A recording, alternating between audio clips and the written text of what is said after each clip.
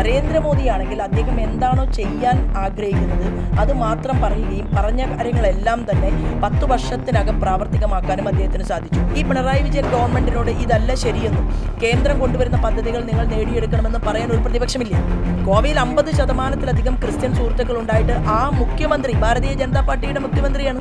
ഇതെല്ലാം കാണുകയും മനസ്സിലാക്കുകയും ചെയ്യുന്ന ക്രിസ്ത്യൻ സഹോദരന്മാരെ ഇനി എത്ര കാലം ദൂരെ നിർത്താൻ സാധിക്കും? അവിടെ ഓരോ കടലോര മേഖലയിലും കയറി ചെന്ന് ഞാൻ നേരിട്ട് മനസ്സിലാക്കിയതാണ്. ഞാൻ അവരുടെ വിഷയങ്ങൾ ഏറ്റെടുക്കുകയും മുന്നോട്ട് പോവുകയും ചെയ്യുമെന്നുള്ളത് എന്റെ ദൃഢപ്രതിജ്ഞയാണ്. അസാധ്യമെന്ന് കരുതുന്നത് ഇനി സാധ്യമാകും. ഹാട്രിയിലൂടെ Hatri hair transplant and PRP clinic. Public opinion എടുക്കുന്ന സമയത്ത് ഒരു ക്രിസ്ത്യൻ സുഹൃത്ത് എന്നോട് പറയുകയുണ്ടായി, ഇപ്പോൾ ശോഭാ സുരേന്ദ്രൻ ഇവിടെ നിന്ന് ജയിച്ച് നരേന്ദ്രമോദി ഇവിടെ പ്രധാനമന്ത്രിയായി വന്ന് ആലപ്പുഴയിലേക്ക് അദ്ദേഹത്തെ കൊണ്ടുവന്ന് ഈ ആലപ്പുഴയുടെ ഒരു സ്ഥിതി കാണിച്ചു കൊടുത്താലേ ഇവിടെ വികസനം ഉണ്ടാവുകയുള്ളൂ. ഈ ഒരു സാഹചര്യം അദ്ദേഹം പറയാൻ കാരണം ഇവിടുത്തെ 2 മുന്നണികളിലുള്ള വിശ്വാസം നഷ്ടപ്പെട്ടതുകൊണ്ടാണോ? അല്ല, ഇവിടെ സ്വാഭാവികമായിട്ടും കേരള സംസ്ഥാനം രൂപീകൃതമായതിന് ശേഷം 2 മുന്നണികളും മാറി മാറി ഭരിക്കുകയും അവർ ജനങ്ങളോട് പറഞ്ഞ വാക്കുകൾ പാലിക്കാൻ സാധിക്കാത്തത് കൊണ്ടാണ് ഇന്ന് നമ്മുടെ വിദ്യാഭ്യാസമുള്ള ചെറുപ്പക്കാർക്ക് പോലും ഒരു കൊല്ലം 8000-ഓളം വരുന്ന ആളുകൾക്ക് ഈ നാട് ഉപേക്ഷിച്ച് പോകേണ്ടി വന്നത്. നരേന്ദ്രമോദിയാണെങ്കിൽ അദ്ദേഹം എന്താണോ ചെയ്യാൻ ആഗ്രഹിക്കുന്നത് അത് മാത്രം പറയുകയും പറഞ്ഞ കാര്യങ്ങളെല്ലാം തന്നെ 10 വർഷത്തിനകം പ്രാവർത്തികമാക്കാനും അദ്ദേഹത്തിന് സാധിച്ചു. 40 വർഷത്തിലധികമായി കാത്തിരുന്ന ബൈപ്പാസ് കിട്ടാൻ നരേന്ദ്രമോദി വരേണ്ടി വന്നു. അത് ആലപ്പുഴയിൽ മാത്രമല്ല, കൊല്ലത്തും അത് തന്നെയാണ് നമ്മൾ കാണുന്നത്. ഇൻഫ്രാസ്ട്രക്ചർ ഡെവലപ്മെൻറ്റിന് വേണ്ടിയിട്ട് 3 ലക്ഷം കോടി രൂപയിൽ പരം ഈ കൊച്ചു കേരളത്തിലേക്ക് നൽകാൻ ആവശ്യമായിട്ട് അതിൻ്റെ പദ്ധതി വിഹിതം മാറ്റിവെച്ചിട്ടും ആവശ്യമായ സ്പീഡിൽ വികസനം എത്തിക്കാൻ സാധിക്കാത്ത ഒരു ഗവൺമെൻറ്റായിട്ട് പിണറായി വിജയൻ ഗവൺമെൻറ് മാറുകയാണ്. ഈ പിണറായി വിജയൻ ഗവൺമെൻറ്റിനോട് ഇതല്ല ശരിയെന്നും കേന്ദ്രം കൊണ്ടുവരുന്ന പദ്ധതികൾ നിങ്ങൾ നേടിയെടുക്കണമെന്നും പറയാൻ ഒരു പ്രതിപക്ഷമില്ല.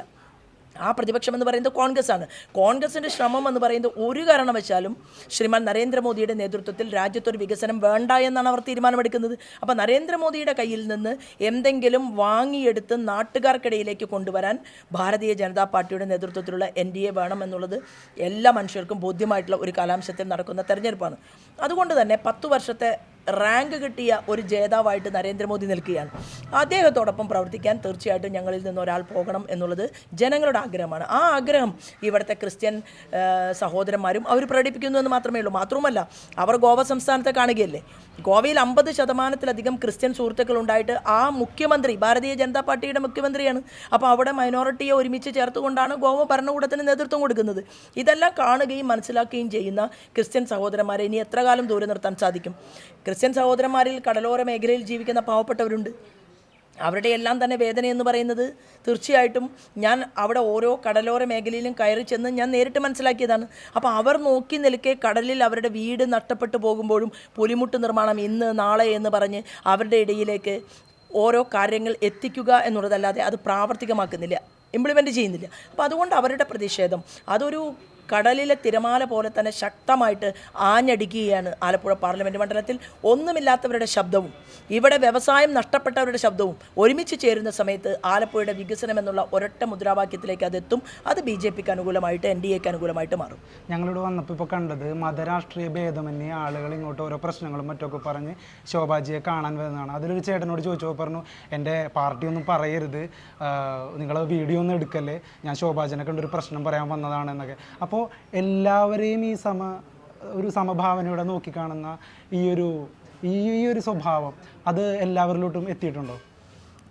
ഇപ്പം തീർച്ചയായിട്ടും അങ്ങനെ കാണാനാണല്ലോ പാർട്ടിയുടെ ലീഡർഷിപ്പ് നമ്മളെ പഠിപ്പിക്കുന്നത്. മോദിജി പറയുന്നത് എന്താണ്? ഒരാൾ രാഷ്ട്രീയത്തിൽ പടിപടിയായി ഉയരുമ്പോൾ അദ്ദേഹം സേവകനെ പോലെ സേവകയെ പോലെ പ്രവർത്തിക്കണമെന്നുള്ള ക്ലാസ്സാണ് ഞങ്ങൾക്ക് തരുന്നത്. അപ്പോൾ നരേന്ദ്രമോദി എന്ന് പറയുന്ന ഇന്ത്യയുടെ പ്രൈം മിനിസ്റ്റർ പോലും, ഞാൻ അദ്ദേഹത്തെ വ്യക്തിപരമായിട്ട് പല സമയങ്ങളിലും കണ്ട ഒരാളാണ്.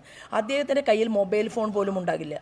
കാണാൻ നമ്മൾ ചെല്ലുന്ന സമയത്ത് നമ്മളുമായിട്ട് സംസാരിക്കാൻ മാത്രമായിട്ട് വളരെ ശ്രദ്ധയോടുകൂടിയിട്ട് നമ്മൾ പറയുന്ന കാര്യങ്ങൾ കേട്ടിരിക്കുകയാണ് ലോകാരാധ്യനായിട്ടുള്ള ശ്രീമാൻ നരേന്ദ്രമോദി പോലും. അപ്പോൾ അദ്ദേഹത്തെ കണ്ടുപിടിച്ച ഒരാൾ എന്നുള്ള രീതിയിൽ 8 വർഷത്തോളം ഇത്തരത്തിൽ ദേശീയ തലത്തിലൊക്കെ പ്രവർത്തിച്ച ഒരാൾ എന്നുള്ള രീതിയിൽ ഞാനും അതുപോലെ തന്നെ ആളുകളെ കാണുകയും അവരുടെ പ്രശ്നങ്ങളും അപരാധികളും എനിക്ക് കേൾക്കാനും കാണാനും സാധിക്കണം.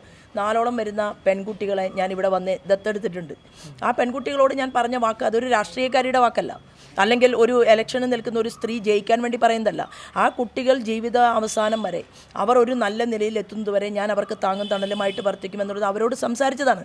അപ്പോൾ ശോഭാ സുരേന്ദ്രൻ പറയുന്ന വാക്കുകൾ വിശ്വസിച്ചുകൊണ്ടാണ് മുഴുവൻ ആളുകളും വരുന്നതെങ്കിൽ അതിൽ കക്ഷിക്കും രാഷ്ട്രീയത്തിനും ജാതിമത ചിന്തകൾക്കും അതീതമായിക്കൊണ്ട് ഞാൻ അവരുടെ വിഷയങ്ങൾ ഏറ്റെടുക്കുകയും മുന്നോട്ട് പോവുകയും ചെയ്യുമെന്നുള്ളത് എൻ്റെ ദൃഢപ്രതിജ്ഞയാണ്. എല്ലാവിധ വിജയാശംസകളും. Thank you.